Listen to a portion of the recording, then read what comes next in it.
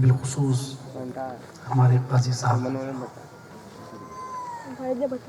مدحان مصطفیٰ علیہ السلام، معزز سامعین، پردہ نشین خواتین، تقدس ماں، بزرگوں، دوستوں، عزیز بچوں،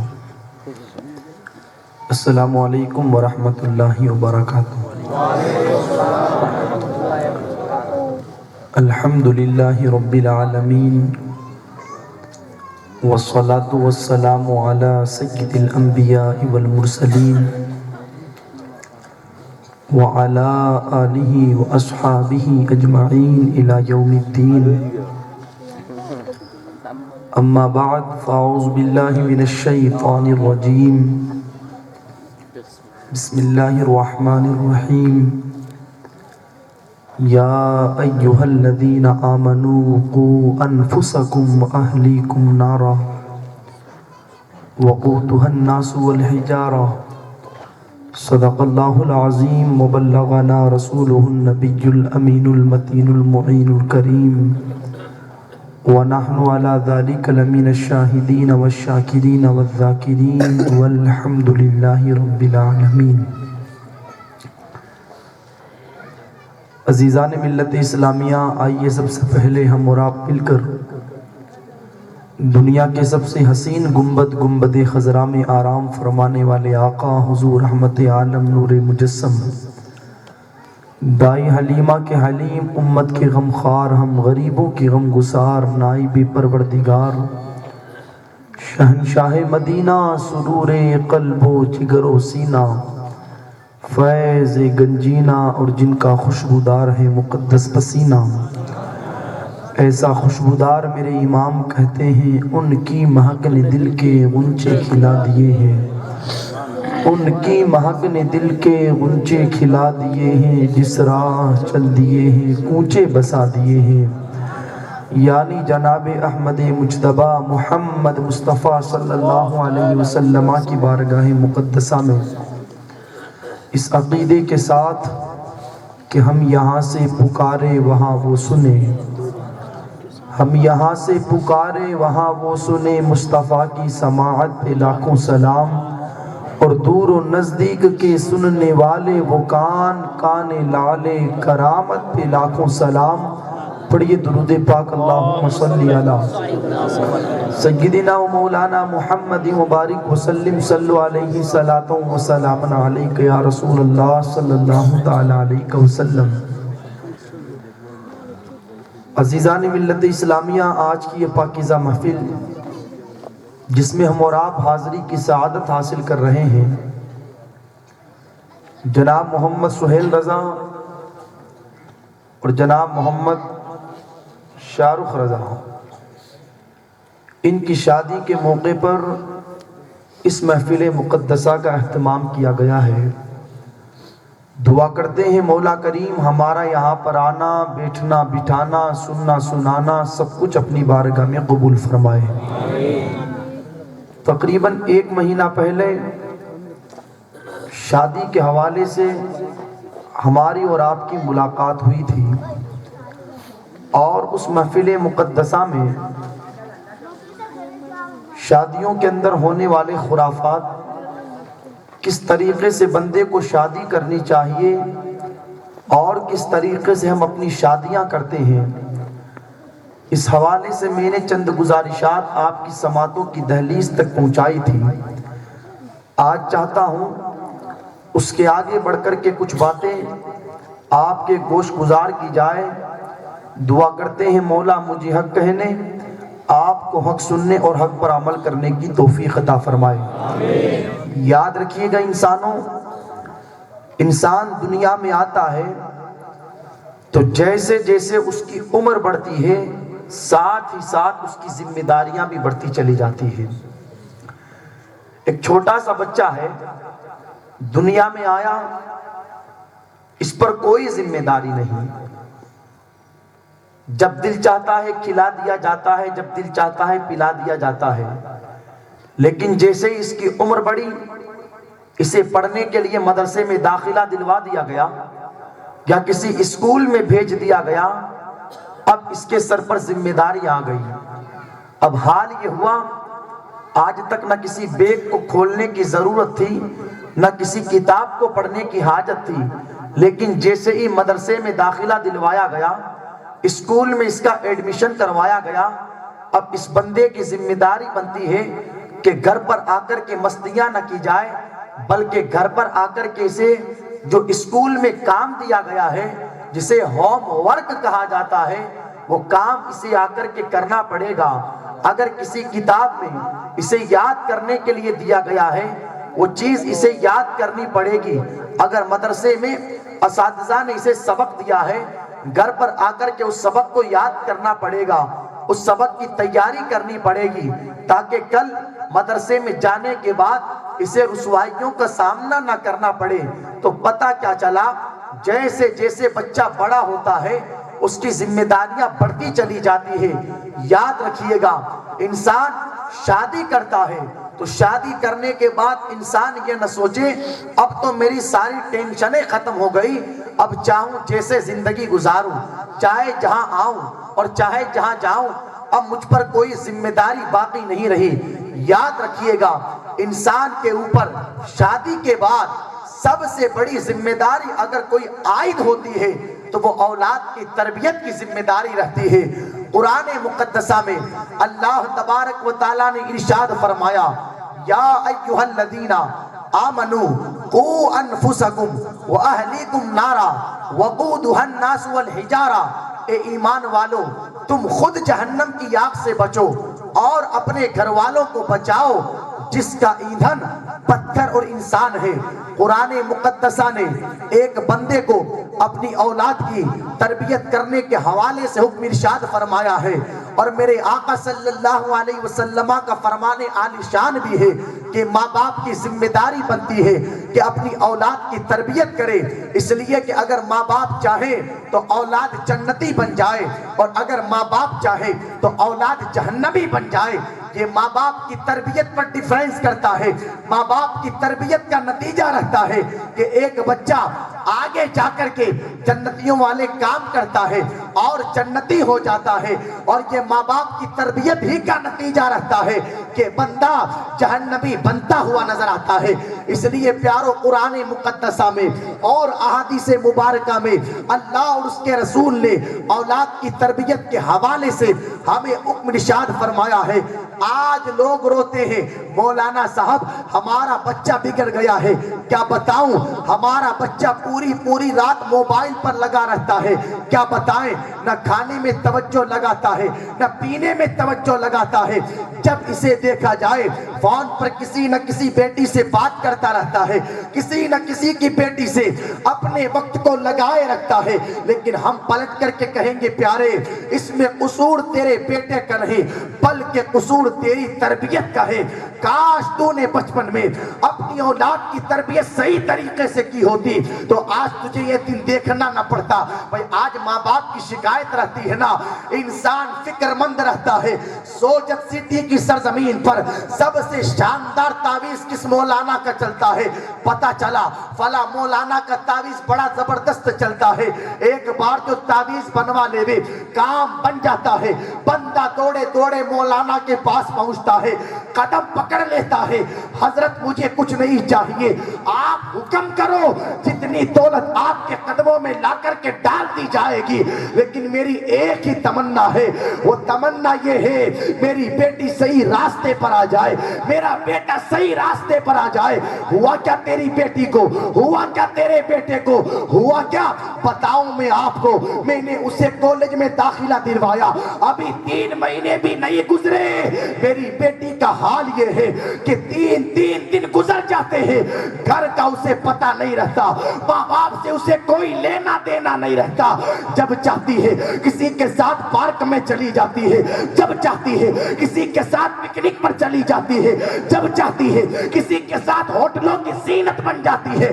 یہ میری بیٹی کا حال۔ ہم نے کہا نادان، اس میں قصور بیٹی کا نہیں، قصور تیری تربیت کا ہے۔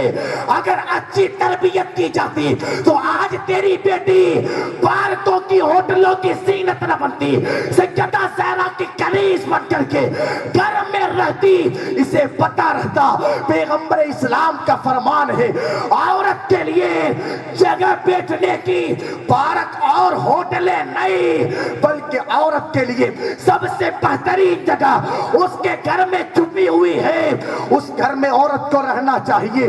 لیکن پیارے تو نے اپنی اولاد کی تربیت صحیح نہیں کی، جن بچیوں کی اور جن لڑکوں کی تربیت اچھی ہو جاتی ہے ان کی شان یہ رہتی ہے کہ قدم بعد میں اٹھتا ہے، شریعت مصطفیٰ کا دامن پہلے ہاتھ میں رہتا ہے۔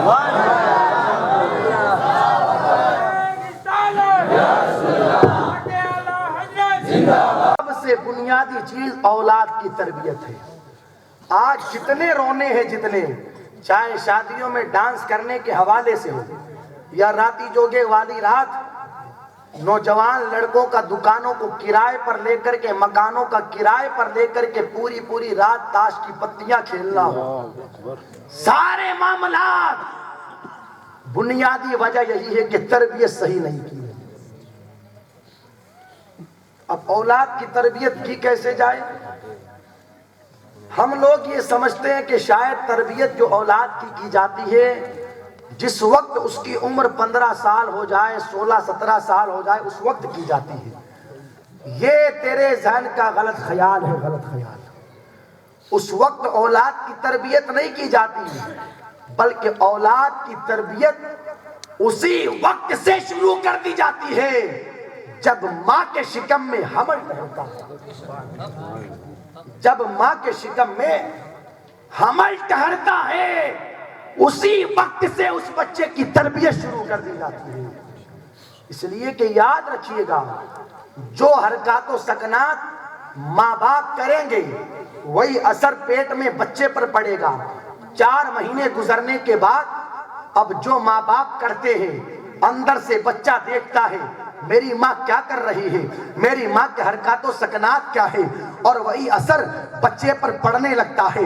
آپ نے سائنس میں پڑھا ہوگا یا لوگوں سے سنا ہوگا، سائنس کا بھی یہ قانون ہے کہ جب بچہ پیٹ میں رہے اس وقت عورت کو خوش رکھا جائے، اس وقت عورت کو ٹینشن نہ دی جائے، اس لیے کہ اگر ٹینشن عورت لے گی، پریشان عورت رہے گی تو اثر اس کے بچے پر پڑے گا۔ اور یہی وجہ ہے کہ کبھی کبھار ہوتا یہ ہے کہ عورت کو اگر بڑا صدمہ لگ جاتا ہے تو اس صدمے کی بنیاد پر بچہ گر بھی جاتا ہے۔ مجھے بتاؤ نا یار، اگر صدمے کا اثر بچے پر ہو سکتا ہے، ٹینشن کا اثر بچے پر ہو سکتا ہے، تو کیا نمازوں کا اثر بچے پر نہیں ہو سکتا؟ روزے کا اثر بچے پر نہیں ہو سکتا؟ درود پڑھنے کا اثر بچے پر نہیں ہو سکتا؟ قرآن کی تلاوت کا اثر بچے پر نہیں ہو سکتا؟ آپ کسی ڈاکٹر کے پاس چلے جاؤ اور ڈاکٹر صاحب سے جا کر کے کہو ہمارے یہاں پر ڈیلیوری ہونے والی ہے، میرا دل یہ چاہتا ہے کہ گھر پر جو لڑکا آئے تندرست آئے، گھر پر جو لڑکا آئے خوبصورت آئے، گھر پر جو لڑکا آئے موٹا تازہ آئے، آپ کوئی ایسا فارمولہ بتا دیجئے۔ اب ڈاکٹر صاحب نگاہ اٹھا کر کے فارمولہ بتائیں گے۔ فارمولہ یہ رہے گا، اپنی بیوی کو اچھا جوس پلایا جائے، اپنی بیوی کو موسمی کھلائی جائے، اپنی بیوی کو بادام اور اخروٹ کا جوس پلایا جائے۔ میں سوچنے لگا یا اللہ اس جوس کا بچے سے کیا کنیکشن؟ تو ڈاکٹر پلٹ کر کے کہے گا مولانا صاحب یہ سائنس کا قانون ہے، جب عورت اچھی غذائیں کھائے گی تو اثر بچے پر پڑے گا۔ مجھے کہنے دیا جائے جب اچھی غذا کا اثر بچے پر پڑ سکتا ہے تو اچھے اعمال کا اثر بچے پر کیوں نہیں پڑ سکتا؟ ضرور پڑتا ہے۔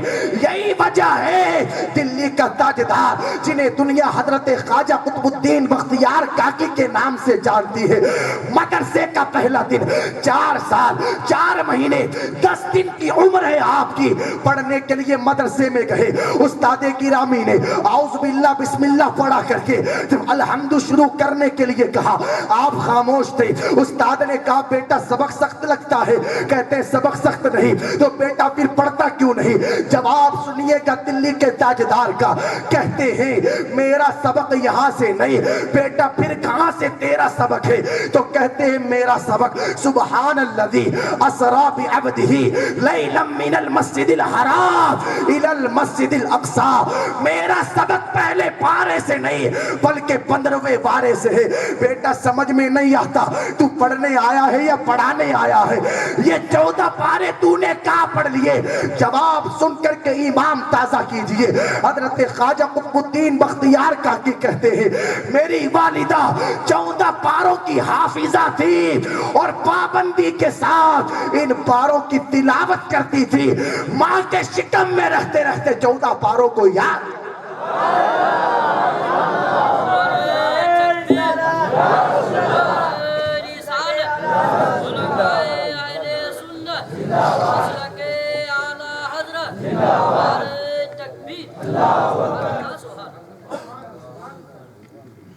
جو عمل ماں کرے گی اثر بچے پر پڑے گا.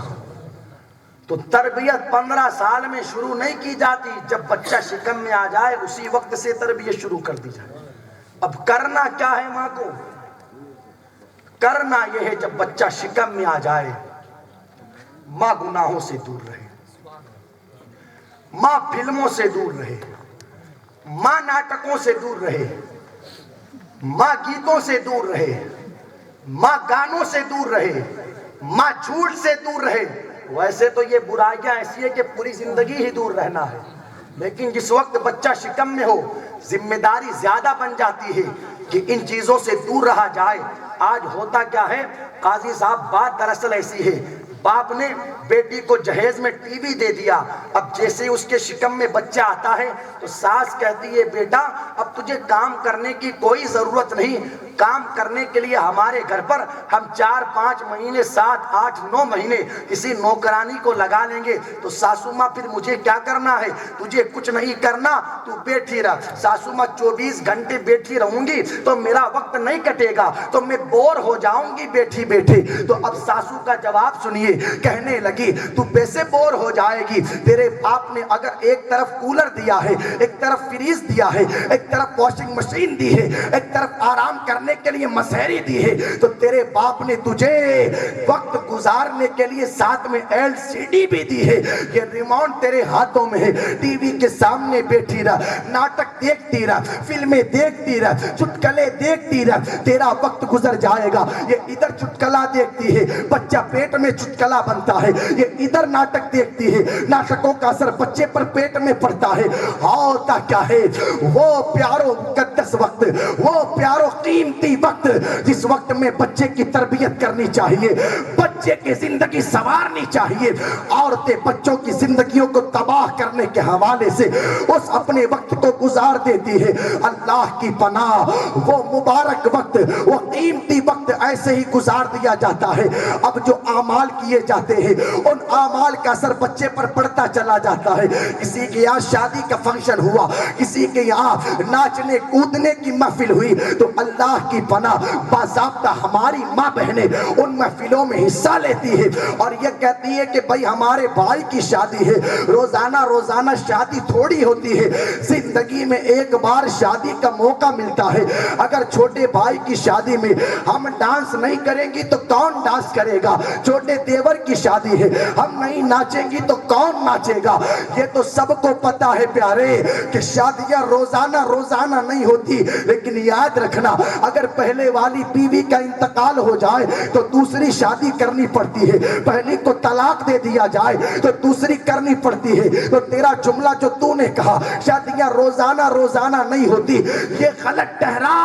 انتقال کے بعد دوسری شادیاں ہو جاتی ہے، لیکن ایک جملہ میں کہتا ہوں وہ اپنی حقانیت پر بالکل اٹل ہے. تو کہتا ہے شادیاں روزانہ روزانہ نہیں ہوتی تو مستیاں کر لی جائے، موج مار لی جائے، بے حیائیوں کے بازار گرم کر دیے جائے، لیکن یاد رکھنا موت روزانہ نہیں آتی، موت ایک بار آتی ہے اور کہہ کر کے نہیں آتی کہ کب موت آتی ہے. اللہ نہ کرے، صدبار اللہ نہ کرے، جس وقت ہم ڈانس کرنے کے لیے اپنا قدم اٹھائے، اللہ نہ کرے اگر اسی وقت ہمیں موت آ گئی تب ہمارا حال کیا ہوگا. تو یہ جملے کہنا کہ شادیاں روز نہیں ہوتی، ہم ناچیں گے تو روز نہیں ہوتی، اس کا مطلب تو کپڑے کھولے گا؟ اس کا مطلب تو کرے گا کہ کپڑے کھولے گا؟ روز نہیں ہوتی اس کا مطلب کیا؟ جو کرنا ہے آج کر لیا جائے۔ جوانی صرف تجھے ملی ہے، طاقت صرف تجھے ملی ہے، قوت صرف تجھے ملی ہے۔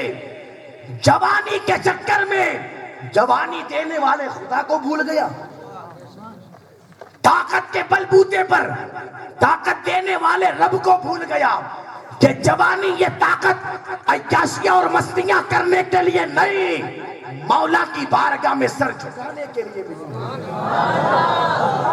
پیارے بڑا قیمتی وقت ملا تو اسے عیاشیوں میں گزارنا چاہتا ہے، روزانہ شادی تو کرے گا کیا؟ رونا آتا ہے، رونا جس وقت قوم کی بیٹی سٹیج پر ڈانس کرتی ہے، اپنے ہی ہاتھوں سے اپنی بہن کو بنا کر کے سوار کر کے تو نے لا کر کے کھڑا کرتے، تجھے شرم نہیں آتی رے پیارے؟ اپنے ہی ہاتھوں اپنی بہن کی عزتوں کے سودے کرتا ہے، اپنے ہی ہاتھوں اپنی بیٹیوں کی آبروؤں کے سودے کرتا ہے، اپنے ہی ہاتھوں اپنی ماں بہنوں کو میرے دوستوں سرے بازار نیلام کرنے کے تو کام کرتا ہے۔ تجھے شرم نہیں آتی؟ جس ماں نے تجھے 9 مہینے پیٹ میں رکھا، باضابطہ زبردستی ہاتھ پکڑ کر کے 1 منٹ ناچ دے، 1 منٹ ناچ دے، سگی بہن کا ہاتھ پکڑ کر کے صرف 50 سیکنڈ ناچ دے، تجھے شرم نہیں آتی؟ اپنی بہن بیٹیوں کی آبروؤں کے سودے کرتے ہوئے حیا نہیں آتی؟ اپنی بہن بیٹیوں کو سرے بازار نیلام کرواتے ہوئے؟ مجھے بتاؤ نا پیارو، آج ہم جوانی کے چکر میں، آج ہم طاقت کے بلبوتے پر، آج ہم دوستوں کی واہوائیوں کے چکر میں اپنی آخرت کو بھول چکے ہیں۔ رب کریم نے یہ زندگی عطا کی ہے، ایک بار جان نکل گئی نا تو لاکھ کوششیں کر لے، پھر تجھے زندگی نہیں ملنے والی، پھر تجھے مہلت نہیں ملنے والی، پھر تجھے وقت نہیں ملنے والا۔ تو آج ہوتا کیا ہے، جب گھروں میں شادیاں آتی ہیں تو لوگ یہ کہتے ہیں یار روزانہ شادیاں نہیں ہوتی، ہمیں جو کرنا ہے اسی شادی میں کر لینا ہے۔ یہ تیری غلط فطور ہے، یہ تیرے ذہن کا غلط خیال ہے۔ تو عرض یہ کر رہا تھا، قوم کی بیٹیاں جب ڈانس کرتی ہے تو اثر بچے پر پڑتا ہے، اور یہی وجہ ہے کہ 15 اگست کو تیرا بیٹا اور تیری بیٹی تیار ہو کر کے ڈانس فنکشن میں حصہ لینے کے لیے اپنے قدموں کو آگے بڑھاتے ہیں۔ میں سوچنے لگا یا اللہ، اس بچے کی عمر ابھی 7 سال کی، لیکن یہ تیار ہو کر کے 15 اگست کو ڈانس کرنے کی بات کرے۔ اس لڑکے کی عمر 9-10 سال کی، لیکن 26 جنوری کو ناچنے کودنے کی بات کرے۔ کافی غور و فکر کرنے کے بعد پتا چلا قصور اس بچی اور بچے کا نہیں، قصور ماں باپ کا ہے۔ جس وقت بچہ شکم میں تھا، ماں نے شادیوں کے فنکشنوں میں اسٹیجے پر کھڑے ہو کر کے ڈانس کیا، تو آج بیٹا 15 اگست اور 26 جنوری کو اسکول کے فنکشنوں میں ڈانس کرتا ہے۔ لیکن آؤ ان عورتوں کی زندگیاں دیکھو، ماں روٹی پکائے تو قرآن کی تلاوت کرے، گھر میں جھاڑو لگائے تو قرآن کی تلاوت کرے، کپڑے دھوئے تو قرآن کی تلاوت کرے، گھر کے کام کرے تو قرآن کی تلاوت کرے، رات کو سوئے تو قرآن کی تلاوت کرے، صبح کو بیدار ہو قرآن کی تلاوت کرے، بچوں کو لوریاں دے قرآن کی تلاوت کرے۔ تو وہ شہزادہ 15 اگست 26 جنوری کو ڈانس نہیں کرتا، کربلا کی دھرتی پر نیزے پر چڑھ کر کے بھی قرآن کی تلاوت سناتا۔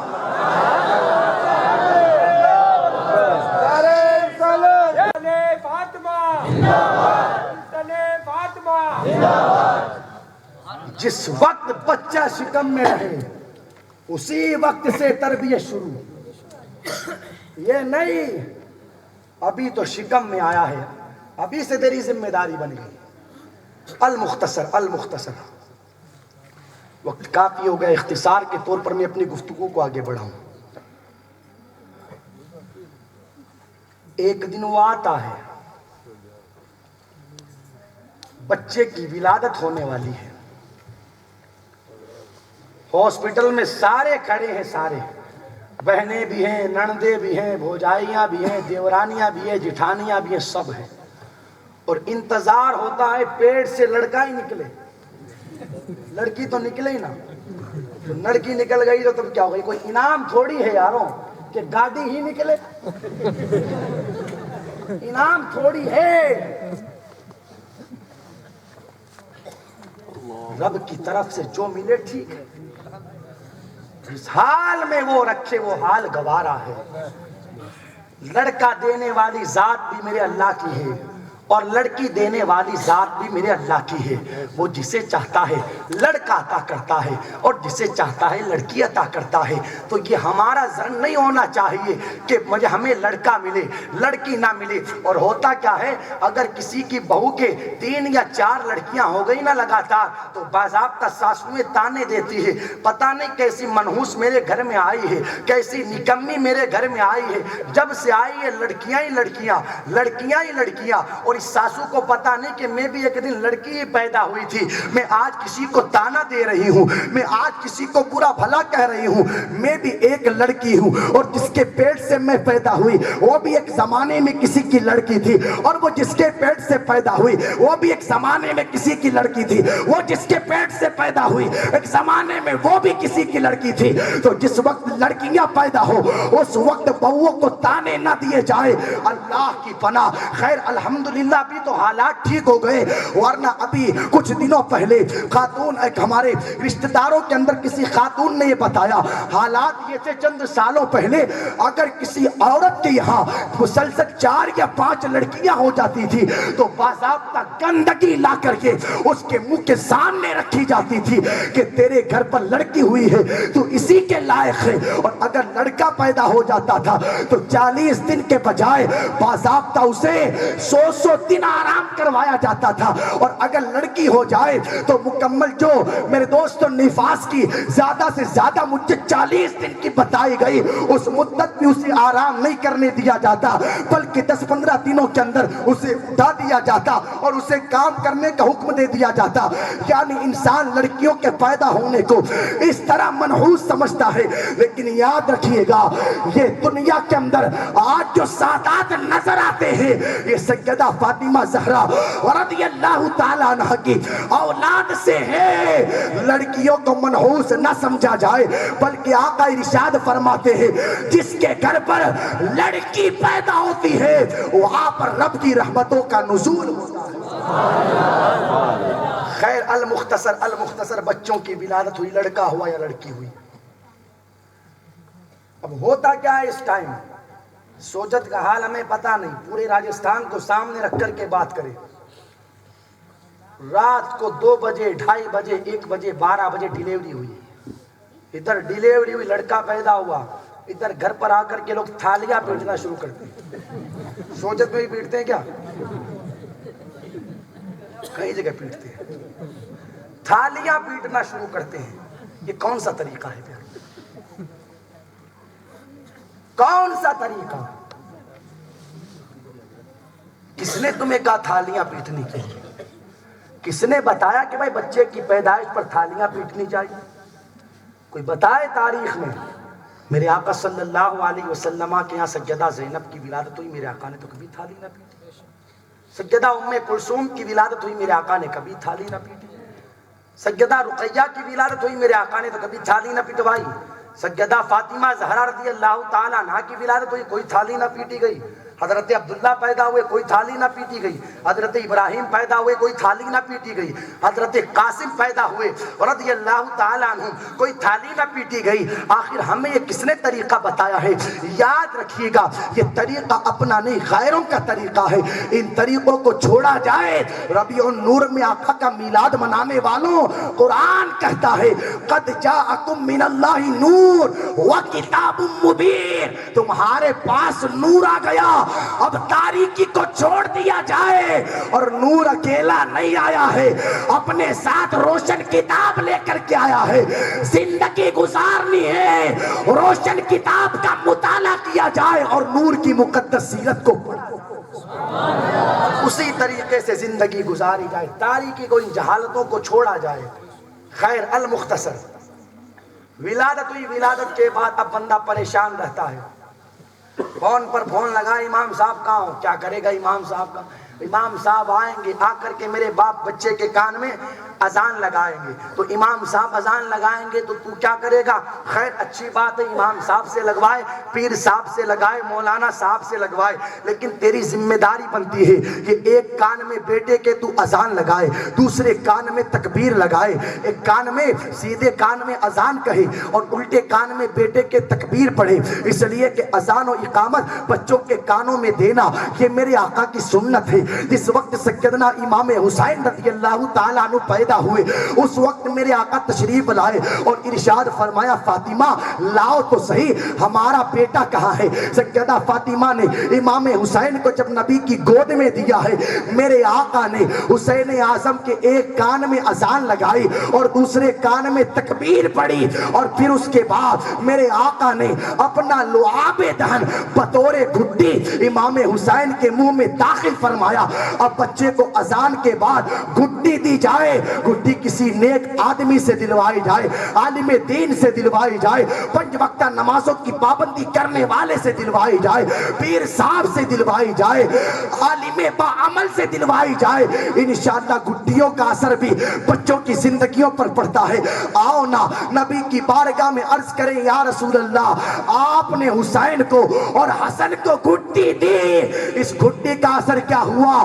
تو امام احمد رضا اور عاشقوں نے بیان فرمایا کہ سیدنا امام حسن سر سے لے کر کے سینے تک مصطفیٰ کے مشابہ تھے، اور امام حسین سینے سے لے کر کے پاؤں تک میرے آقا کے مشابہ تھے۔ یہ گھٹی کا اثر ہے، جس کے ہاتھ سے گھٹی دلوائی جاتی ہے بچہ ادھر ہی جاتا ہے، چاہے سیرت کے اعتبار سے ہو چاہے صورت کے اعتبار سے ہو۔ تو پرہیزگار آدمی سے کیا دلوائی جائے؟ گھٹی دلوائی جائے۔ خیر، اب بچے کی تربیت جب شکم میں تھا اسی وقت سے شروع ہوئی۔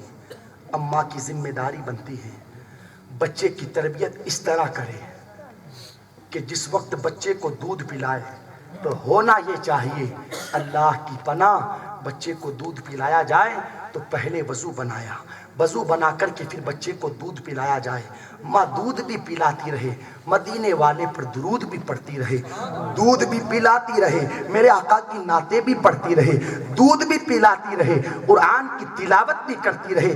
آج ہوتا کیا ہے؟ ادھر دودھ پلایا جاتا ہے، ادھر غیبتیں کی جاتی ہے، ادھر دودھ پلایا جاتا ہے، ادھر چغلیاں کی جاتی ہے، ادھر دودھ پلایا جاتا ہے، ادھر اللہ کی پناہ گانے سنے جاتے ہیں، ادھر دودھ پلایا جاتا ہے، ادھر سیریل دیکھے جاتے ہیں۔ اب مجھے بتاؤ نا اس دودھ پلائے جانے کا اثر بچے پر کیا پڑے گا؟ یاد رکھیے گا دودھ پلانے کا اثر بھی بچے کی زندگی پر بہت بڑا کرتا ہے۔ جس وقت پیارو ٹیپو سلطان نے اپنے بھائی کو انگریزوں سے معاملات کے حوالے سے بات کرنے کے لیے بھیجا تھا اور آنے میں تاخیر ہو گئی تو لوگ آ کر کے کہنے لگے سلطان آپ کا بھائی انگریزوں سے بات کرنے کے لیے گیا، لگتا ہے مال کے چکر میں انہوں نے انگریزوں سے ہاتھ ملا لیا ہے، اب تک نہیں آئے تمہارے بھائی۔ لیکن سلطان کہتے ایسا نہیں ہو سکتا، میرا بھائی ایسا نہیں کر سکتا۔ لیکن جب آنے میں کافی تاخیر ہونے لگی پھر لوگوں نے آ کر کے کہا دیکھو نا اب تک تمہارے بھائی نہیں آئے، معاملات کے مطالبے کے لیے گئے تھے لیکن اب تک نہیں پلٹے ہیں، لگتا ہے ان کے پاؤں میں دولت کی زنجیریں ڈال دی گئی اور انہیں قید کر لیا گیا۔ اب سلطان پریشان ہوئے، اپنی ماں کے پاس آئے اور آ کر کے ماں سے کہنے لگے ماں تیرے بیٹے نے انگریزوں کے ہاتھ پر اپنے آپ کا سودا کر لیا، اپنے آپ کو بیچ دیا۔ ماں نے کہا خبردار کبھی ایسا لفظ دوبارہ زبان سے نہ نکالنا، میرا بیٹا کبھی ایسا نہیں کر سکتا۔ کچھ دیر کے بعد ہوا کیا، ٹیپو سلطان کے بھائی کے آنے کی خبر ملی تو کیا دیکھتے ہیں آئے ہی نہیں ہے بلکہ مطالبات منوا کر کے آئے ہیں، ساری باتوں کو منوا کر کے آئے ہیں۔ پیارو ماں کے پاس سلطان آتے ہیں اور آ کر کے کہتے ہیں ماں جو لوگ باہر تھے ان کے قدم ڈگمگا آگاہ گئے اور انہوں نے کہہ دیا کہ سلطان کے بھائی نے اپنے آپ کا سودا انگریزوں کے ہاتھوں پر کر دیا، لیکن آخر تجھے یقین کیوں تھا، تجھے بھروسہ کیوں تھا؟ تو ماں کا جواب سنیے، ماں کہتی ہے بیٹا کبھی تو اور تیرا بھائی نہ دین کا غدار ہو سکتا ہے نہ ملک کا غدار ہو سکتا ہے، اس لیے کہ میں نے جب بھی تمہیں دودھ پلایا ہے وضو بنا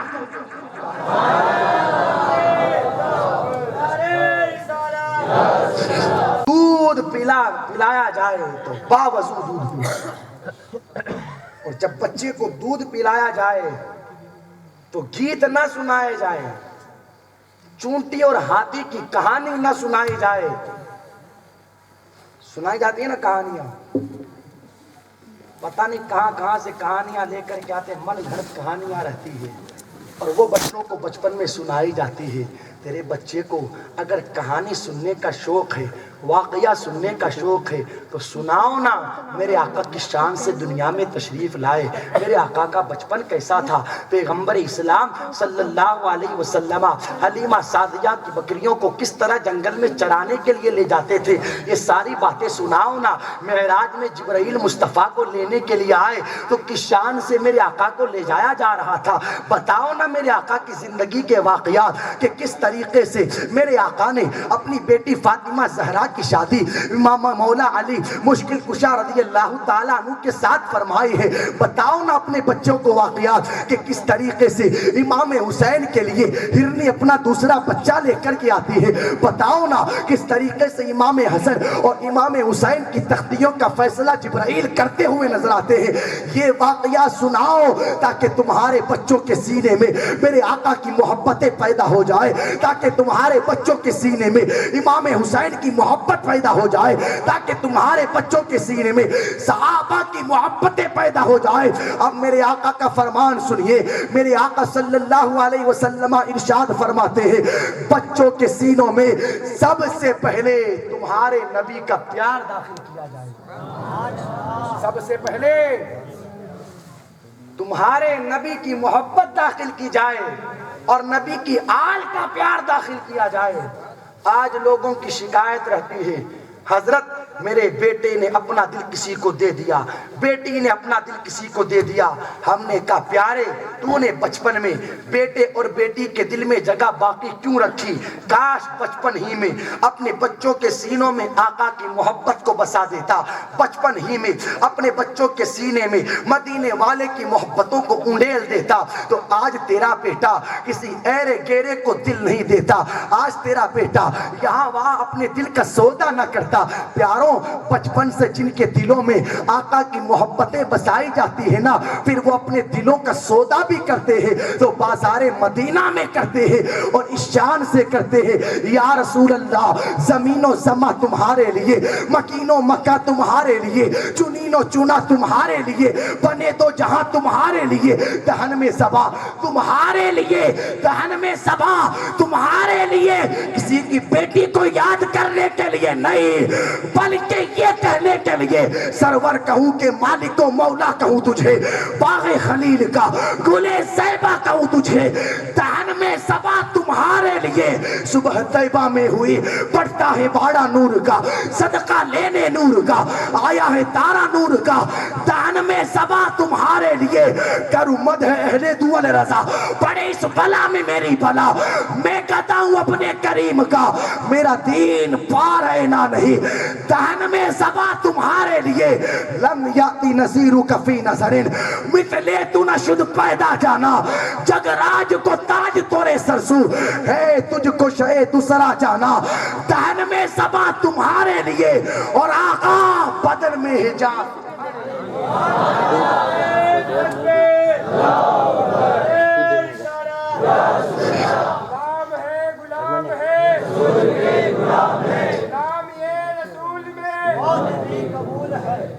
تو عرض یہ کر رہا تھا دوستو بچپن سے بچوں کے سینوں میں عشق رسول پیدا کیا جائے۔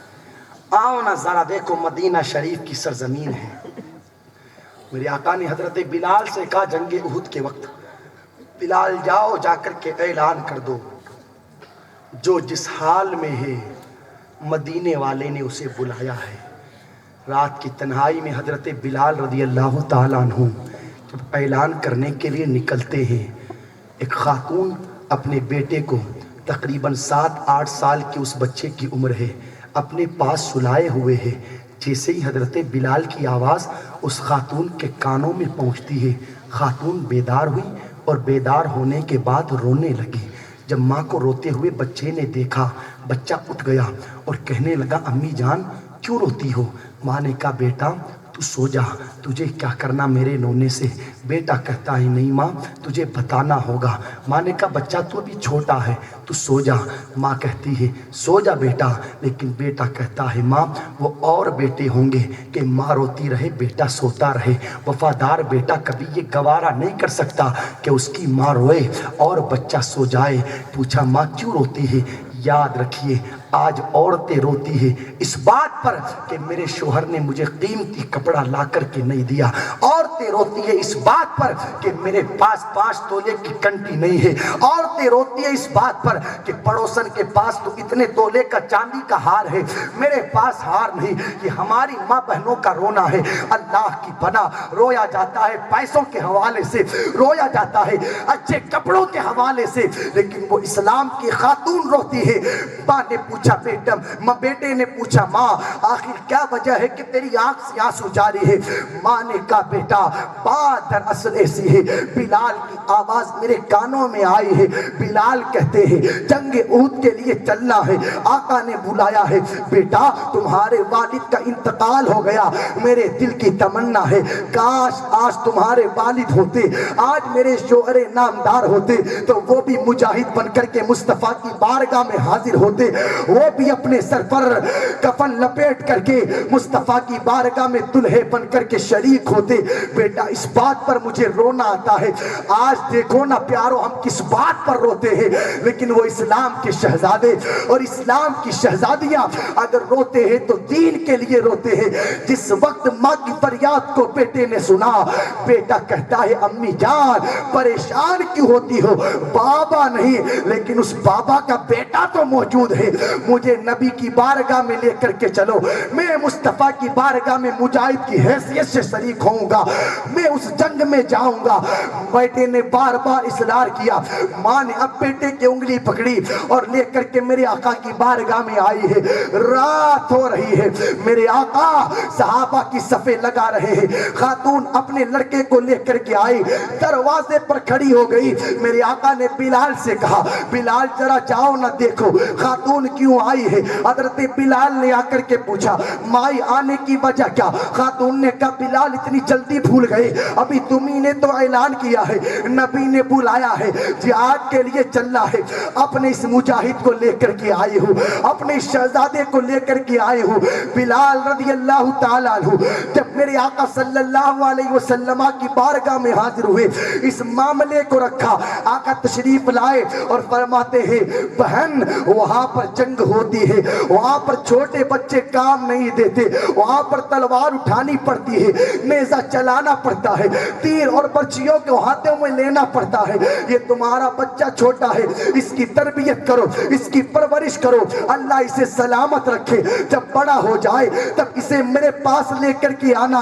جب میرے آقا کا حکم اس خاتون نے سنا، اپنے بچے کا ہاتھ پکڑ کر کے آنکھوں میں آنسو لے کر کے جب واپس جانے لگی تو شہزادے نے ماں کا ہاتھ پکڑ لیا اور عرض کرنے لگا یا رسول اللہ میری ماں نے کہا تھا ایک بارگاہ ایسی بارگاہ ہے جس بارگاہ سے بندہ کبھی خالی نہیں آتا، جو مدینے والے کے در پر جاتا ہے دامنوں کو بھر کر کے آتا ہے۔ آقا میں یہاں سے جاؤں گا خالی ہاتھ نہیں جاؤں گا، آقا دامن میں کچھ نہ کچھ لے کر کے جاؤں گا، آقا مجھے قبول کر لیا جائے۔ یا رسول اللہ میں تلوار تو نہیں اٹھا سکتا، پرچی تو نہیں چلا سکتا، نیزے بھالے تو نہیں چلا سکتا، تیر تو نہیں چلا سکتا، لیکن آقا جو تیر آپ کی طرف آئیں گے میں ڈھال بھر کر کے ان کو اپنے سینے پر لے لوں گا، جو مجاہد زخمی ہو جائیں گے انہیں پانی پلاؤں گا۔ یا رسول اللہ مجھے بھی قبول کر لیا جائے۔ تو پیارو یہ ہوتے ہیں نبی کے عاشق۔ بچپن سے ماں نے اپنے بچوں کے سینوں میں اگر محبتوں کو داخل کیا ہے تو مدینے والے کی محبتوں کو داخل کیا۔ چھوٹا سا بچہ میرے آقا کے نام پر دین کے لیے قربان ہونے کو تڑپتا ہے آج کوئی ایسا لال جو مسجد میں نہیں آ سکتا، وہ لال جنگ کرنے کے لیے، جہاد کرنے کے لیے میدان میں کہاں جائے گا؟ نعرے ہیں صرف۔ ایک نعرہ لگا تھا نا، غلامی رسول میں موت بھی قبول ہے۔ موت قبول ہے، نماز قبول نہیں ہے۔ موت تو قبول ہے، داڑھی قبول نہیں ہے۔ سب سے آخری چیز کا نام موت ہے۔ بھائی داڑھی رکھنا آسان ہے یا مرنا آسان؟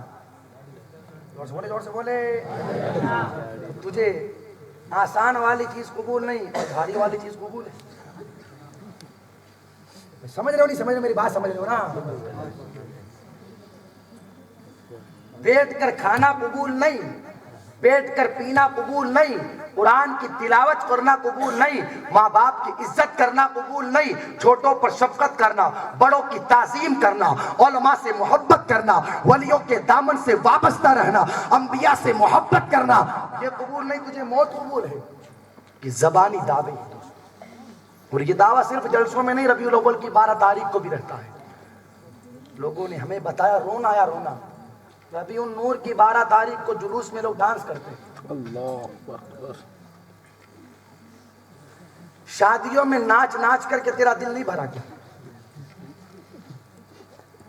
تجھے کس نے کہا جلوس میں شریک ہونے کے لیے؟ کس نے کہا؟ کسی نے تیرے گھر پر کارڈ بھجوایا تھا؟ کوئی دعوت دینے آیا تھا تیرے گھر پر؟ کس نے کہا تجھے جلوس میں جانے کے لیے؟ جلوس میں گیا مستیاں کرنے کے لیے، ڈانس کرنے کے لیے، بدماشیاں کرنے کے لیے، اپنا حلیہ ایسا بنائے رکھتے ہیں دیکھ کر کوئی نہیں کہہ سکتا کہ نبی کا غلام ہے۔ جو بھی دیکھے گا یہ کہے گا کوئی جوکر نکل کے آیا ہے۔ یا اسٹیکر، یا اسٹیکر، یا اسٹیکر، یا اسٹیکر، یا اسٹیکر، یا اسٹیکر، جوکر ہے یا نبی کا غلام ہے؟ ہری پٹی، کالی پٹی، پیلی پٹی، کیا ہے؟ کرتے تم ہو بدنام سنیت کو کیا جاتا ہے، کرتے تم ہو بدنام مسلکی اعلیٰ حضرت کو کیا جاتا ہے۔ پیارے جب تیرا عقیدہ ہے تو زندہ ہے واللہ، تو زندہ ہے واللہ، میری چشم عالم سے چھپ جانے والے، اور صرف زندہ ہی نہیں بلکہ اپنی پوری زندگی کے ساتھ میرے آقا ہمیں دیکھ بھی رہے ہیں۔ مجھے بتانا تو ربیع النور کی 12 تاریخ کو پورا جوکر بن کر کے جب مستیاں کرتا ہے، کیا تیرا دل نہیں کہتا کوئی دیکھے یا نہ دیکھے مدینے کا تاجدار دیکھ رہا ہے، کوئی دیکھے نہ دیکھے کربلا کا حسین دیکھ رہا ہے، کوئی دیکھے یا نہ دیکھے بغداد کا عبدالقادر جیلانی دیکھ رہا ہے، کوئی دیکھے یا نہ دیکھے اجمیر معلیٰ کا غریب نواز دیکھ رہا ہے۔ مجھے بتاؤ نا پیارو، ہمارے اس حلیے کو دیکھ کر کے میرے آقا کے دل کو کتنی تکلیف ہوتی ہوگی، ہمارے اس کردار کو دیکھ کر کے میرے آقا کا دل کتنا دکھتا ہوگا، ہمارے اس طریقے کو دیکھ کر کے میرے حسین کا دل کتنا دکھتا ہوگا۔ اور یہی پر بس نہیں، جوکر بن کر کے سیلفیاں کھچوانے سے اسے فرصت نہیں، گھوڑے کے سامنے کھڑا ہوگا اور اسے فیس بک پر ڈالے گا۔ تو جلوس کس کو دکھانے کے لیے نکالتا ہے؟ کس کو دکھاتے ہو بھائی؟ زور سے بولو نا۔ جس کو دکھانے کے لیے نکالتے اسی کا نام لینا۔ کس کو دکھانے کے لیے نکالتے؟ تو الحمدللہ ہمارا عقیدہ ہے، فیس بک پر ڈالے، واٹس ایپ پر ڈالے یا نہ ڈالے، مدینے کا تاجدار تو دیکھ رہا ہے۔ پھر نکلتا جلوس بعد میں ہے، پہلے سیلفی فیس بک پر آتی اور نیچے لکھا رہتا ہے ایک تو لائک بنتا ہے۔ ہنسنے کی نہیں رونے کی، کیا لائک بنتا ہے؟ تیرے چہرے پر داڑھی نہیں لائق بنتا ہے، اسلام سنتی نہیں، تیرا لباس سنتی نہیں لائق بنتا ہے، کیا لائق بنتا ہے؟ اور یاد رکھیے گا لائق وہ نہیں رہتا جسے ہم تم لائق کر دیں، میں نے کئی بار کہا لائق وہ ہوتا ہے جسے مدینے والا لائق کر دے، ایسا لائق حبش کا رہنے والا ہو پھر بھی عاشق پکار کر کے کہتے ہیں نہ بدر اچھا ہے فلک پر نہ ہلال اچھا ہے، چشم بینا ہو تو دونوں سے بلال اچھا ہے، ایسا لائق ہوتا ہے کہ جنت کی حوریں بھی اسے دیکھنے کے لیے تڑپتی ہے، مجھے فرصت نہیں، یہ حال ہمارا جلوس میں۔ الحمدللہ سوجت سٹی کی سرزمین پر اس بار جلوس غوثیہ کا بھی اہتمام کیا جائے گا۔ میں گزارش کروں گا ہاتھ جوڑ کر کے ادب کے ساتھ جلوس نکالنا، جلوس میں شریک ہونے سے پہلے سارے کے سارے باوضو ہو جائے، اس لیے کہ یہ کسی وارڈ پارشد کے عہدے میں کھڑے ہونے والے نیتا کی ریلی نہیں جو جس طرح تو آئے جس طرح چاہے اس طرح شریک ہو جائے، یہ میرے آقا کا جلوس ہے، جس جلوس کا ادب جبرائیل نے ہمیں بتایا ہے۔ تو باوضو رہیں سارے کے سارے، نظریں جھکی رہے، ہاتھ میں مدینے والے کا جھنڈا رہے، لبوں پر درود رہے، نبی کی نعتیں رہے، اور پھر اس کے بعد آقا کا ذکر کرتے ہوئے، آقا کی تعریف کرتے ہوئے، میرے آقا کی نعتیں پڑھتے ہوئے بندہ جلوس میں شریک ہو۔ اگر اس طریقے سے ہم جلوس نکالیں گے نا، ہمارے چلنے کو لوگ دیکھیں گے، آ کر کے قدموں میں گریں گے اور کہیں گے پیارے اگلا قدم بعد میں بڑھانا، پہلے کلمہ پڑھا کر کے مسلمان بنا لیا جائے۔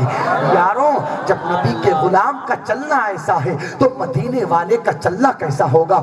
جب غلام مصطفیٰ کے اٹھنے بیٹھنے کا عالم یہ ہے تو مدینے والے کی زندگی کا طرز عمل کیا ہوگا؟ اگلا قدم بعد میں بڑھایا جائے، پہلے ہمیں بھی اسلام میں داخل کر لیا جائے۔ آج وجہ یہ ہے ہم نے نبی کا طریقہ چھوڑا، لوگ ہم سے دور بھاگ رہے ہیں۔ تو عرض یہ کر رہا تھا پیارے اپنی زندگیوں کو بدلے، ذمہ داری بنتی ہے ماں کی، جب بچہ شکم میں آ جائے اسی وقت سے اپنے بچے کی تربیت کی جائے۔ خیر بچہ دنیا میں آیا، اس کے سینے میں اللہ کے رسول صلی اللہ علیہ وسلم کی محبت داخل کی جائے۔ محبت کیسے داخل ہوگی؟ بچپن میں اپنے بیٹے کو نبی کی نعتیں سنائی جائے، بچپن میں اپنے بیٹے کو نبی کی نعتیں سنائی جائے۔ جب نبی کی نعت سنے گا کانوں میں آواز جائے گی اور دل میں عشق رسول داخل ہوگا۔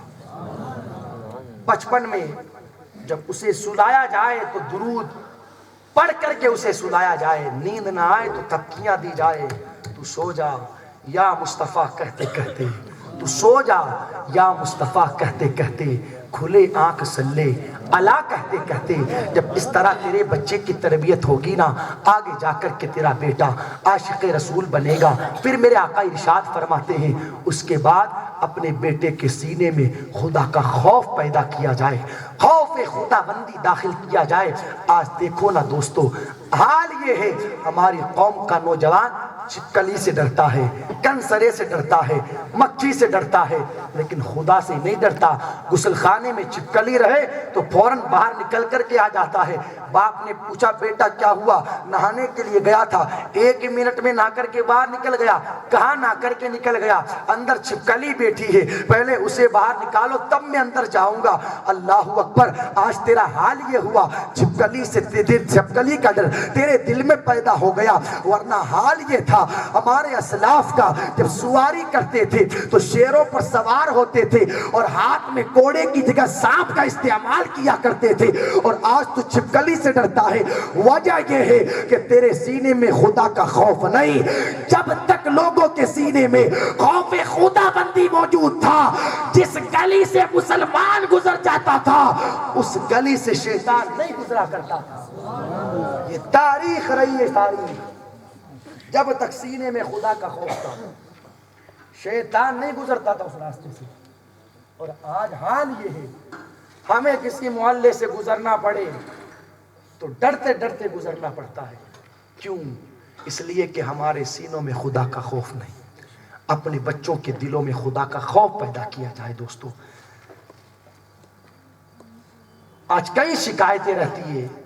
بیٹا ماں باپ کا نافرمان، بہن کو گالی دے، بیوی کو گالی دے. ساری چیزوں کی بنیادی وجہ یہی ہے پیارے، تیرے بیٹے کے دل میں خدا کا خوف نہیں. اگر خدا کا خوف رہتا نا یہ ماں باپ کا با ادب ہوتا. اگر خدا کا خوف رہتا بھائی کو گالی نہ دیتا. خدا کا خوف رہتا اپنی بیوی کو نہ مارتا. خدا کا خوف رہتا بچوں پر ظلم نہ کرتا. اس لیے کہ جس کے دل میں خدا کا خوف رہتا ہے پھر وہ اپنا ہر کام شریعت مصطفیٰ کے مطابق کیا کرتا ہے. دل میں خدا کا خوف تو نے داخل نہ کیا تو آج تجھے یہ دن دیکھنا پڑا کہ تیرا بیٹا رات کی تنہائیوں میں رضائیاں اوڑھ کر کے سردی کے دنوں میں یہ سوچتا ہے ماں سو گئی، باپ سو گیا، بھائی سو گیا، بہن سو گئی، سب سو گئے، میں رضائی میں منہ ڈالے ہوئے ہوں، کوئی مجھے نہیں دیکھ رہا. اب اگر چاہوں تو میں ٹی وی میں، اگر چاہوں تو موبائل کی اسکرین پر فلم دیکھوں، چاہوں تو گانے سنوں، چاہوں تو کسی کی بیٹی کی ننگی تصویر دیکھوں. یہ ساری وجہ کیوں ہے؟ اس لیے کہ ہم نے اپنے بیٹے کے دل میں دنیا والوں کی محبت کو تو ڈالا لیکن خدا کی محبت کو نہ ڈالا. اگر بیٹوں کے دلوں میں خدا کی محبت کو ہم نے داخل کیا ہوتا تو جس وقت سیدنا فاروق اعظم شہر کا گشت لگاتے ہیں ایک گھر سے آواز آتی ہے بیٹی دودھ میں پانی ملا دے، دودھ میں پانی ملا دے، دودھ میں پانی ملا دے. بیٹی نے کہا امی جان آپ نے امیر المؤمنین کا حکم نہیں سنا کہ دودھ میں پانی نہ ملایا جائے. ماں نے کہا بیٹا، ماں نے کہا بیٹا کوئی تیرا امیر المؤمنین دیکھ تھوڑی رہا ہے. قربان جاؤ اس بیٹی کی عظمتوں پر. پلٹ کر کے کہا ماں امیر المؤمنین تو نہیں دیکھ رہے ہیں، میرا خدا کو دیکھ رہا ہے. یہ کب ہوتا ہے؟ جب بچوں کے دلوں میں خدا کا خوف پیدا کیا جاتا ہے. اس لیے دوستوں میں گزارش یہ کرنا چاہوں گا اس کے بعد اپنے بچوں کے دلوں میں خدا کا خوف پیدا کریں، انہیں دین کی تعلیم دلوائے، انہیں ادب سکھائے. خیر الحمدللہ ہمارے بچے دنیاوی تعلیم بھی حاصل کرتے ہیں، اللہ سب کو ترقیاں عطا فرمائے، لیکن دنیا کی تعلیم سے پہلے اپنے بچوں کو نبی کا غلام بنایا جائے. اس لیے کہ دین کی اور دنیا کی تعلیم میں فرق یہ آپ نے دیکھا ہوگا، جب دنیا دار پڑھنے جاتا ہے تو کتابوں کو پیٹھ پر لاد کر کے لے جاتا ہے. قاضی صاحب یہ زمانہ پرانا ہو گیا، پیٹھ پر لادتے تھے نا وہ پرانی بات ہو گئی. اب حال یہ ہے بیگ کو اتنا ڈھیلا کیا، اتنا ڈھیلا کیا، اتنا ڈھیلا کیا، اللہ کی بنا کتابیں سرین پر لٹکتی رہتی. بڑی بڑی سٹیوں میں دیکھا ہوگا آپ نے بیگ نیچے تک لٹکتے رہتے ہیں. یار جس کو یہ پتا نہ ہو کہ علم کو کہاں رکھنا چاہیے وہ خاک علم حاصل کرے گا. دنیا کی تعلیم حاصل کرنے کے لیے جانے والا کتابیں سرین پر لٹکا کر کے جائے، لیکن آؤ نہ مدرسے میں پڑھنے آلا یہ سرن القرآن بھی لے کر کے آئے تو پیٹھ پر نہیں سینے سے لگا کر کے لے کر مدنی قاعدہ بھی لے کر کے آئے تو پیٹھ پر لاد کر کے نہیں سینے سے لگا کر کے لے کر کے قرآن بھی لے کر کے آئے تو پیٹھ پر لاد کر کے نہیں سینے سے لگا کر کے لے کے آئے. اور دنیا کو بتائے علم وہی بندہ حاصل کر سکتا ہے جو کتابیں پیٹھ پر نہیں بلکہ سینے سے لگا کر کے. یاد رکھنا اسکول میں تمہارے بیٹے کو یہ تو بتایا جائے گا 2 اور 2 کتنے ہوتے ہیں 4، یہ تو بتا دیا جائے گا 10 10 20 ہوتے ہیں، یہ تو بتا دیا جائے گا APPLE ایپل، ایپل مانے سیب، BOY بوائے مانے لڑکا، یہ تو بتا دیا جائے گا. لیکن اگر یہ کہیں بتایا جائے گا نا الجنت تحت اقدام الامہات، جنت تمہاری ماؤں کے قدموں کے نیچے ہے، تو یہ کسی اسکول میں نہیں میرے مصطفیٰ کے گھر مدرسے میں بتایا جائے گا. اگر یہ کہیں بتایا جائے گا تیرا باپ جنت کا دروازہ ہے تو یہ کسی اسکول میں نہیں بلکہ مدرسے میں بتایا جائے گا. آج ہم نے اپنے بچوں کو اسکولوں کا رخ تو دکھایا، یونیورسٹیوں کا رخ تو دکھایا، کالجوں کا تو دکھایا، لیکن اپنے بچوں کو مدرسے میں داخلہ نہیں دلوایا. یہی وجہ ہے آج لڑکیوں کی خواہشیں ہیں دلہا ایسا ہونا چاہیے جو پابندی کے ساتھ داڑھی منڈواتا ہو، ایسا ہونا چاہیے. یہ خواہش ہے. باضابطہ اگر پتہ چل جائے نا کہ وہ کرتا پیجامہ پہنتا ہے، سگائی کینسل کرو. پتہ چل جائے نا کہ وہ داڑھی رکھتا ہے، توڑو سگائی. اگر سگائی ٹوٹتی ہے تو ٹھیک ہے، ورنہ میں گھر سے بھاگتی ہوں. یہ حالات 50 کیس ایسے سامنے آئے ہیں. 50 اگر وہ کرتا پیجامہ پہننا چھوڑتا ہے، داڑھی کٹواتا ہے، تب تو شادی ہوگی، ورنہ شادی نہیں ہوگی. ایسا کیوں؟ اس کی بنیادی وجہ یہ ہے پیاروں، ہم نے اپنی بیٹیوں کو، اپنے بیٹوں کو دنیا کی تعلیم میں تو بہت آگے نکلوا دیا، لیکن میرے مصطفیٰ کا غلام نہ بنایا. دین کی تعلیم اسے نہ دلوائی. اگر اسے دین کی تعلیم دلوائی ہوتی نا، اسے پتہ رہتا میرے نبی نے اپنی بیٹی فاطمہ کے لیے کسی مالدار کا نہیں، دیندار کا انتخاب کیا تھا. کیا تھا مولا علی کے پاس؟ ایک زیرہ بیچ کر کے شادی کا انتظام کیا گیا، لیکن نبی نے کسی سیٹ کا انتظام نہیں کیا فاطمہ کے لیے، بلکہ رب کی بارگاہ میں رات کو قیام کرنے والے اور دن کو روزہ رکھنے والے علی کا انتخاب کیا. یہ اسے کب پتا رہتا؟ جب اسے دین کی تعلیم دلوائی جاتی. میں ماں بہنوں سے ہاتھ جوڑ کر کے گزارش کروں گا، ایسے شوہر نہ ڈھونڈے جائیں کہ جو شوہر پابندی سے داڑیاں منڈواتے ہو اور مصطفیٰ کی سنتوں کا خون کرتے ہو. یار جو نبی کو راضی نہ رکھ سکے، نبی کو خوش نہ کر سکے، وہ خاک میں خوش کرے گا. اس نبی کو راضی نہ کر سکے، اللہ کیا جہنم اب بھی نہ سرد ہوگا. رو رو کے مصطفیٰ نے دریا بہا دیے ہیں. یار جس شوہر نے میرے آقا کو راضی نہ کیا، وہ خاک اپنی بیوی کو راضی کرے گا. بیوی کو وہی شوہر راضی کر سکتا ہے جو مدینے والے کو راضی کرنے والا ہو، حسین کو راضی کرنے والا ہو، غوث اعظم کو راضی کرنے والا ہو، غریب نواز کو راضی کرنے والا ہو. تو ایسے شوہر نہ ڈھونڈے جائے جو داڑیاں منڈوا کر کے نالیوں میں پھینکتے ہو، بلکہ ان شوہروں کا انتخاب کیا جائے جو مصطفیٰ کی سنتوں پر عمل کر کے زندگی گزارنے والے. پیاروں، ہمارے بزرگوں کا یہی کردار ہے. بس آخری باتیں سن لیں. شیخ کرمانی ایک اللہ کے مقدس ولی ہیں. ان کی ایک بیٹی ہے، بڑی خوبصورت ہے لیکن نیکوکار ہے. بادشاہ ہے کرمان نے آپ کے پاس بیٹی کے لیے پیغام نکاح بھیجا. اب آپ کا دل کہنے لگا یا اللہ، میں چاہتا ہوں میری بیٹی کسی بادشاہ کے یہاں نہ جائے، کسی اللہ والے کے پاس چلی جائے. اب آپ نے بادشاہ کرمان کو خط لکھا، بادشاہ سلامت مجھے 3 دن کا ٹائم دیا جائے، جو بھی جواب ہوگا میں آپ کو لکھ کر کے بھیج دوں گا. کہا ٹھیک ہے. 3 دن کا ان سے ٹائم مانگا. اب اپنی بیٹی کے لیے لڑکا تلاش کرنے کے لیے باہر نکلے ہیں. دوستو، آج ہم بھی لڑکا دیکھنے کے لیے جاتے ہیں. کہاں جاتے ہیں؟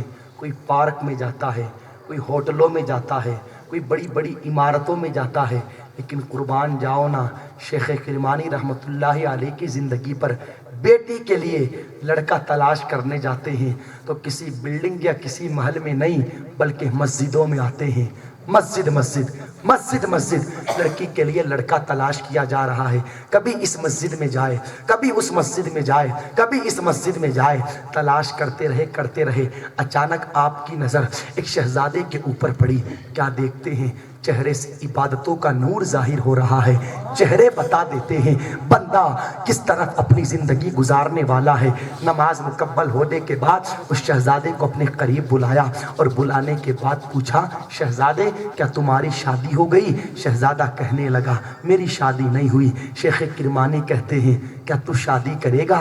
ایک لڑکی ہے، حسین و جمیل ہے، قرآن کی تلاوت کرتی ہے، نمازوں کی پابندی کرتی ہے، سینے میں اللہ اور اس کے رسول کی محبتوں کو بسائے ہوئے ہے، خوف خدا بندی اس کے سینے میں موجود ہے، اور ہاں ساتھ میں حسین و جمیل بھی ہے. نوجوان کہتا ہے ایسی لڑکی مجھ غریب کو کون دے گا؟ شیخ کرمانی کہتے ہیں تو تیار تو ہو، ایسی لڑکی سے نکاح تیرا میں کرواؤں گا، ایسی لڑکی سے شادی تیری میں کرواؤں گا.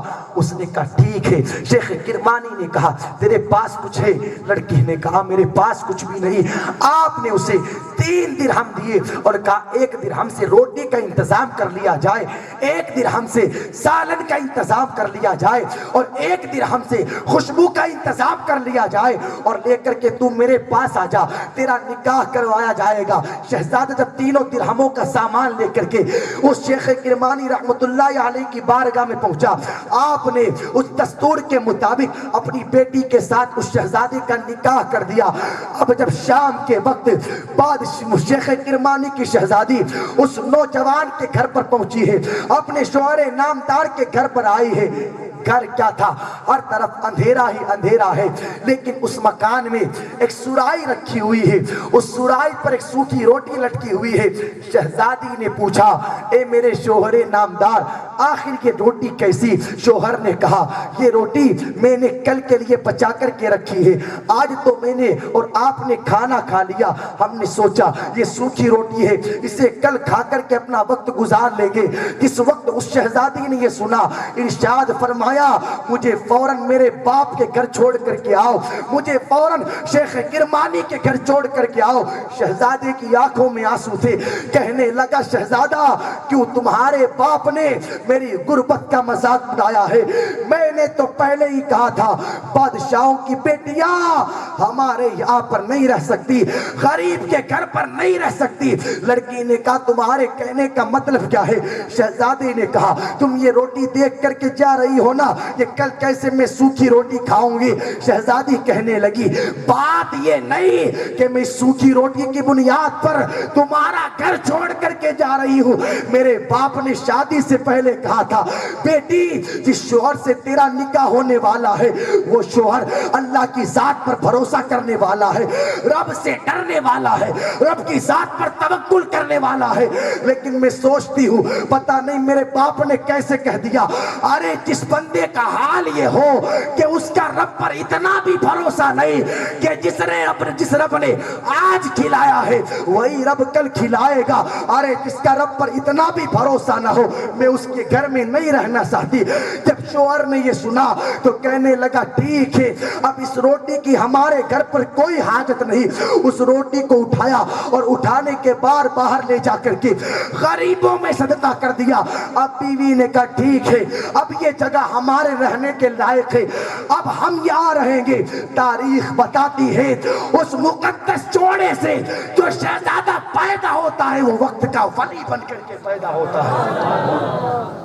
تو ایسے پیاروں شوہروں کا انتخاب کیا جاتا ہے. اس طرح بیٹیوں کے لیے دیندار لڑکے تلاش کیے جاتے ہیں. لیکن آج حال یہ ہے جنس کی پینٹ پہننے والا ہونا چاہیے. لڑکوں میں تو سمجھ میں آتا ہے جنس کی پینٹ, لیکن لڑکوں کی بھی خواہش ہے لڑکی جنس کی پینٹ پہننے والی ہونی چاہیے. تو کہیں کچھ دنوں میں یہ نہ کہہ دے کہ ننگی ہونی چاہیے لڑکی, کوئی بھروسہ نہیں. یہ ننگا پن ہی تو ہے بھائی, کپڑا پہنا جاتا ہے جسم چھپانے کے لیے. تو نے کیسا کپڑا پہنایا اپنی بیٹیوں کو, اللہ کی پناہ پورا جسم نظر آئی. ایسی ایسی گگریاں چل گئی, برباد کر دیا پورے معاشرے کو ان گگریوں نے. آگ لگا دو ان گگریوں کو, ہماری بیٹیوں کو ان گگریوں کی کوئی ضرورت نہیں جو جسم کو چھپانے کے بجائے جسم کو ظاہر. کپڑے جسم دکھانے کے لیے تھوڑی, جسم چھپانے کے لیے پہنے جاتے ہیں. شرم نہیں آتی باپ کو جب بیٹی پورے ہاتھ کھلے ہوئے باپ کے سامنے آئے, سینہ کھلا ہوا ہے باپ کے سامنے آئے, پیٹھ نظر آ رہی ہے باپ کے سامنے, باپ دانت نکالتا ہے. مر گیا دل پیارو ہمارا, ذرہ برابر بھی ہمیں شرم نہیں آتی. حیا کا جنازہ ہماری آنکھوں کے سامنے نکل رہا. آج تو دانت نکال رہے, کل یہی بیٹی جب یہ گگری پہن کر کے باہر جائے گی نا, اور لوگوں کے لڑکے جب ہماری بیٹیوں پر گندی نظریں ڈالیں گے, اور اللہ کی پناہ جب ہماری بیٹی کی عزتوں پر بدنامی کا داغ لگے گا, پھر تو آنکھوں میں آنسو لے کر کے روتا ہوا آئے گا. حضرت کیا بتائیں, ایسا داغ لگا ہے کہ 7 سمندروں کے پانی سے بھی نہیں دھل سکتا، تو پیارے ہم نے تو پہلے ہی تجھے سمجھایا تھا اپنی بیٹیوں کی آبروؤں کی حفاظت کر، ان کی عزتوں کی حفاظت کر۔ کپڑا وہ نہیں پہنایا جائے جو کپڑا بظاہر تو اچھا لگے لیکن جسم کو بے پردہ کر دے۔ کپڑا ایسا ہونا چاہیے پیاروں کہ عورت کے جسم کو چھپا دے۔ یارو آؤ نہ ذرا دیکھو کپڑا سیدہ فاطمہ زہرا کا کیسا ہے۔ ایسا کپڑا میرے امام احمد رضا نے کہا جن کا آنچل نہ دیکھا مہو مہر نے، اس ردائے نزاہت پہ لاکھوں سلام۔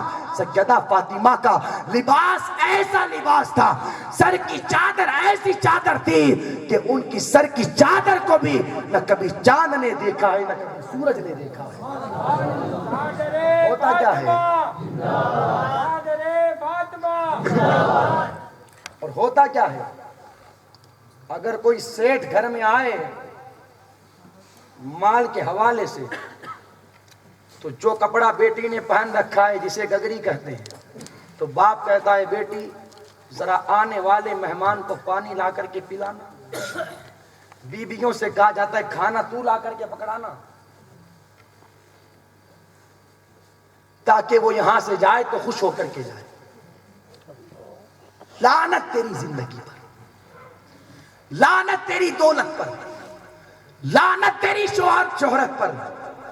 اپنے ہاتھوں سے اپنی بہن بیٹیوں کی آبروؤں کے خون کرتا ہے۔ باتیں کڑوی ہے پیاروں لیکن سچی ہے۔ دیکھو نا یار آج حال کیا ہو رہا ہے، شادیوں میں بہن بیٹیاں جائے وہ بھی جوکر بن کر کے جاتی ہیں۔ پہلے ماں بہنیں صرف سرسوں کا تیل لگا کر کے اپنے چہرے پر پھیر لیتی ہیں ماشاءاللہ، لیکن آج تک ان کے چہروں کی چمڑیاں سلامت ہیں۔ دیکھو تو ہر جھرری سے نور نکلتا ہوا نظر آتا ہے۔ اب دیکھو اپنی دادیوں کے نانیوں کے چہرے دیکھو ماشاءاللہ اب تک سلامت ہے، لیکن آج حال کیا ہے، آج کی جب بیٹی جاتی ہے نا شادی، یہاں کلر الگ رہتا ہے، یہاں الگ رہتا ہے، یہاں الگ رہتا ہے، یہاں الگ رہتا ہے۔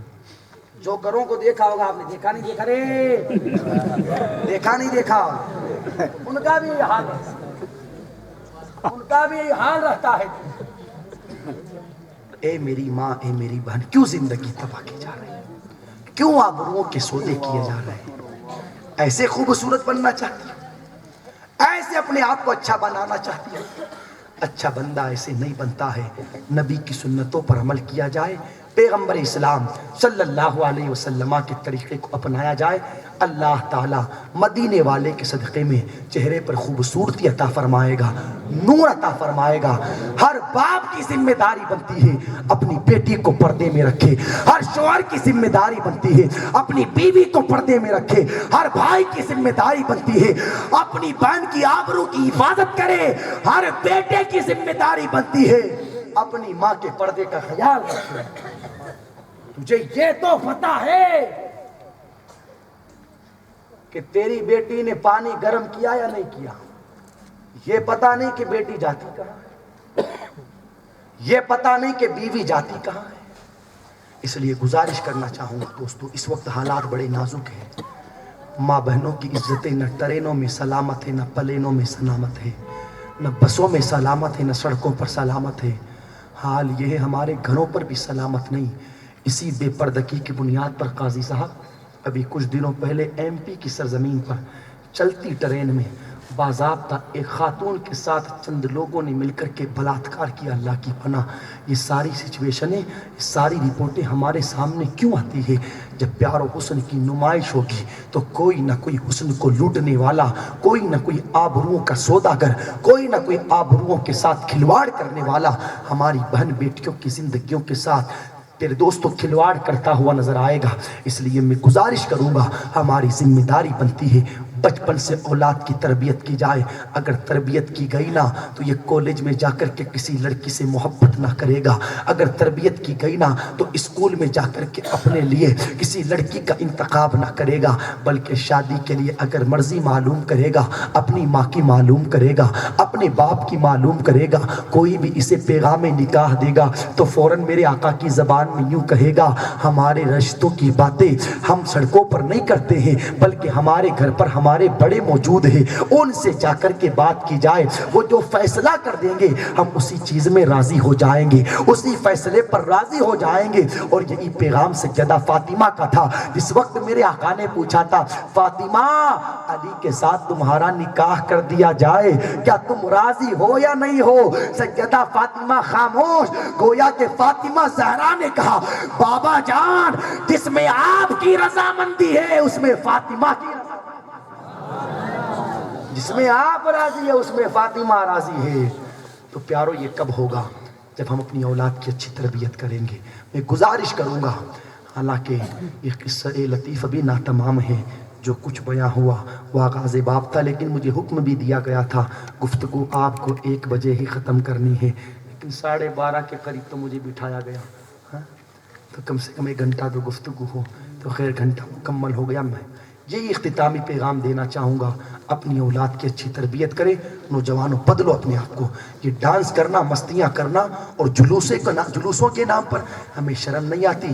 تم ڈانس کرتے ہو جلوس میں، یہ کلپیں بن کر کے جب نیٹ پر جاتی ہے نا، غیر مقلد گستاخان رسول وہابی انہی کلپوں کو اٹھا کر کے پھر اپنے مولاناؤں کی تقریروں کو سیٹ کر کے باضابطہ یہ کہتے ہیں کہ دیکھو سنی کس طرح نبی کے جلوس میں ڈانس کرتا ہے، کس طریقے سے نبی کی بیدبیاں کرتا ہے۔ کرتے تم ہو، جواب علماء کو دینا پڑتا ہے، کرتے تم ہو، بدنام مسلک اعلیٰ حضرت کو کیا جاتا ہے، حالانکہ ان چیزوں کا کوئی کنیکشن نہیں ہے میرے آقا کی سنتوں سے، نبی کی شریعت سے کوئی تعلق نہیں ان چیزوں کا۔ بند کرو یہ طریقہ بالکل ختم کرو پیارو، ہمارا طریقہ نہیں ہے جلوسوں میں ڈانس کرنا، ادب کے ساتھ جلوس نکالا جائے، نکالیں گے نا انشاءاللہ، اور اپنا حلیہ غلام مصطفیٰ والا حلیہ بناؤ، ادھر سے بال صاف کروا دینا، ادھر سے کروا دینا، پتہ نہیں کس کس طرح کے بال رکھنا، کالوں میں بالیاں پہننا، ہاتھوں میں چوڑیاں پہننا، لمبے بال کر کے چوٹیاں بنانا، یہ نبی کے غلاموں کا کام نہیں۔ ایک یہاں پر بھی رکھتے ہیں لوگ، رکھتے نہیں رکھتے؟ ارے بولو نا یار، تو یہ کیا ہے؟ اس کا مطلب یہ سمجھا نہیں کیا ہے؟ کیا ہے بھائی؟ بول تو صحیح، مجھے بھی تو پتا چلے کیا لگاتا ہے۔ عورت ناک میں لونگ پہنتی ہے، اب تو یہ ناک میں تو نہیں پہن سکتا، اس نے یہاں لونگ پہن لیا۔ میرے تو شاید یہی سمجھ میں آیا، میرے تو یہ سمجھ میں آیا، اس نے چوڑی پہن لی، اس نے چوڑی پہن لی، اس نے بکل ڈالا، اس نے بال لمبے کر کے ربڑ لگا دیا، اس نے بالی پہنی، اس نے بھی بالی پہننے شروع کر دی، اس نے ناک میں لونگ ڈالا، ناک میں تو نہیں ڈال سکتا، کچھ فرق ہونا چاہیے، تو اس نے یہاں لونگ ڈال دیا۔ شرم آنی چاہیے، شرم۔ اللہ نے اچھا خاصا مرد بنایا، کیوں عورت بنتا ہے؟ اچھا خاصا مرد بنایا ہے اللہ تعالیٰ نے، مرد بن کر کے زندگی گزار پیارے، ورنہ یاد رکھنا میرے آقا ارشاد فرماتے لعنت ان عورتوں پر جو مردوں کی مشابہت اختیار کرتی ہے، اور لعنت ان مردوں کے اوپر جو عورتوں کی مشابہت اختیار کرتی ہے۔ اللہ نے اچھا خاصا مرد بنایا ہے، مرد بن کے زندگی گزارے۔ میری ماں بہنیں پردے کی پابندی کریں، شادی ہے اس کا مطلب یہ نہیں کہ آبروؤں کے سودے کر دیے جائیں، اپنی آبرو کی حفاظت کی جائے، اپنے آپ کو پردے میں رکھا جائے۔ ایک آخری بات سننے میں بات ختم کروں، جناب ام خلاد اس وقت جنگ احد سے قافلہ واپس پلٹ رہا تھا تو کسی نے خبر دی قافلے والے آ رہے ہیں، جناب ام خلاد بھی آئی اور آ کر کے پوچھا میرے بیٹے کا حال کیا ہے؟ تو میرے آقا نے بتایا تمہارا بیٹا شہید ہو گیا۔ اس وقت جناب ام خلاد رضی اللہ تعالیٰ عنہ کے چہرے پر مسکراہٹ تھی اور پیاروں چہرے پر نقاب لگا ہوا تھا، چہرے پر نقاب ڈلا ہوا تھا۔ صحابہ میں سے کسی نے کہا اے ام خلاد تیرے بیٹے کا انتقال ہو گیا، تیرا بیٹا شہید ہو گیا، لیکن پھر بھی تو پردے میں ہے۔ جواب سنیے گا، ایمان تازہ ہو جاتا ہے۔ جناب ام خلاد نے کہا میرا بیٹا گیا ہے، میری حیا باقی ہے، میرا بیٹا گیا ہے، میری حیا باقی ہے، میرا بیٹا گیا ہے، میری حیا باقی ہے۔ میری ماں بہنیں اس جملے کو یاد کر لے، میرا بیٹا گیا ہے، حیا باقی ہے۔ آج انتقالات میں آپ نے دیکھا ہوگا جیسے ہی بس سے اترتی ہے فوراً سڑک پہ گرتی ہے اور 5 آدمی اسے پکڑ کر کے لاتے ہیں، اندر لا کر کے بٹھایا چپ چاپ۔ بس سے اتری تو ایسے روئی کہ زمین پر گری، اور وہاں سے اٹھا کر کے جب اندر لایا تو خاموش۔ جناب ام خلاد کہتی ہے بیٹا گیا ہے حیا باقی ہے، بیٹا گیا ہے حیا باقی ہے، وہاں انتقالات ہوتے ہیں، جنازے اٹھ جاتے ہیں، پھر بھی سیدہ زینب کہتی ہے خبردار پردے میں رکھا جائے اپنے آپ کو بے پردہ نہ کیا جائے، کہیں ایسا نہ ہو کہ ہماری قربانیاں ضائع ہو جائے۔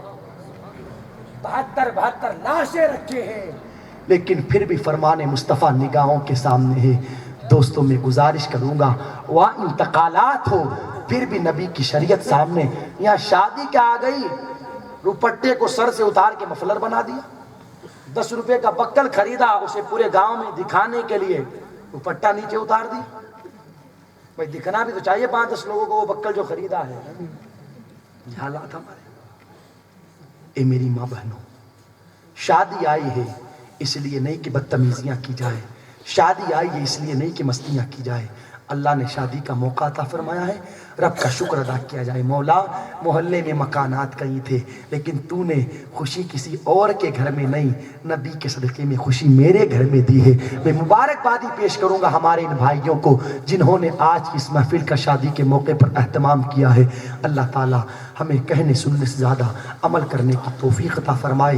یا ایھا الذین آمنوا قوا انفسکم واہلیکم نارا وقودھا الناس والحجارہ، اے ایمان والو تم خود بچو جہنم کی آگ سے اور اپنے گھر والوں کو بچاؤ جس کا ایندھن پتھر اور انسان ہے۔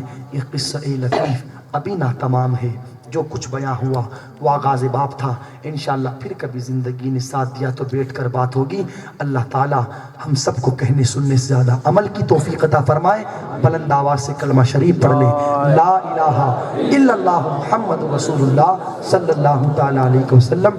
کھڑے ہو جائیے، صلاۃ